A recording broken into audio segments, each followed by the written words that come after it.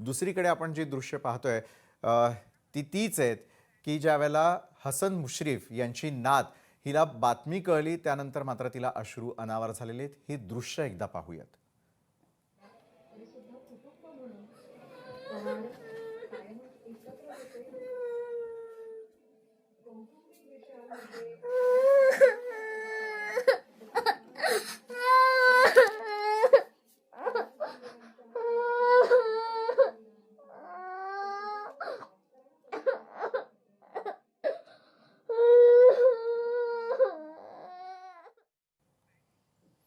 बोलकी दृश्य होती खरं तर ही। त्यानंतर आता छगन भुजबळ हे हॉस्पिटलमध्ये दाखल झालेले आहेत। त्या ठिकाणच्या प्रसंगांची दृश्य आपल्यापर्यंत पोहोचतात।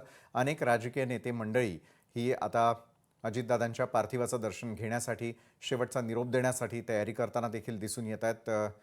बारामतीमधलं जे महत्त्वाचं ठिकाण आहे ज्या ठिकाणी हे पार्थिव ठेवलं जाणार असल्याचं वृत्त आहे आणि त्याच ठिकाणी अंत्यसंस्कार देखील केलं जाण्याचं वृत्त आहे। त्या ठिकाणच्या तयारीला देखील मोठ्या प्रमाणात वेग आलेला आहे। विद्या प्रतिष्ठानचं हेच ते ग्राउंड आहे ज्या ठिकाणी शेवटचा निरोप दिला जाईल। त्यानंतर अमोल मिटकरींचा मगाशी तुम्ही उल्लेख केलेला होता। त्यांचे समर्थक मंडळी एकाच फ्रेममध्ये आपल्याला पाहायला मिळतात की रोहित दादांवरती देखील अनेक वेळेला टीका केलेली होती। काका पुतण्याचं नातं एका वेगळ्या घटनेवरती किंवा वर्णावरती जाऊन पोहोचलेलं होतं, मात्र त्यांना देखील आज अश्रू अनावर झाले।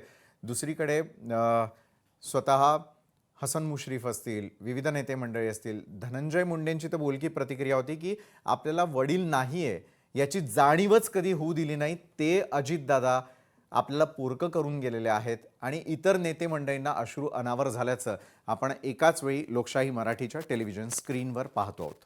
एकूणच काय तर अजित पवार यांची अकाली एक्झिट महाराष्ट्राकरता मात्र निश्चितच चटका लावणारी आहे। बारामतीमध्ये विमान लँडिंग होत असताना ही भीषण दुर्घटना घडली आणि त्यात राज्यानं उपमुख्यमंत्री अजित पवार यांना गमावलेलं आहे।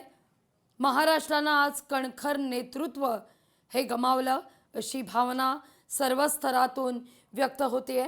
अमर रहे अजित पवार अमर रहे अशा घोषणा या ठिकाणी कार्यकर्त्यांकडून दिल्या जात आहेत। तर परत या दादा परत या असं देखील या कार्यकर्त्यांकडून आर्जव केलं जात आहे। तर जय पवार स्वतः जातीनं या सगळ्या तयारीवर लक्ष ठेवून आहेत। विद्या प्रतिष्ठानमधली ही दृश्य आपण पाहतोय। लोकशाही मराठी ऐका, पहा, जागरूक रहा।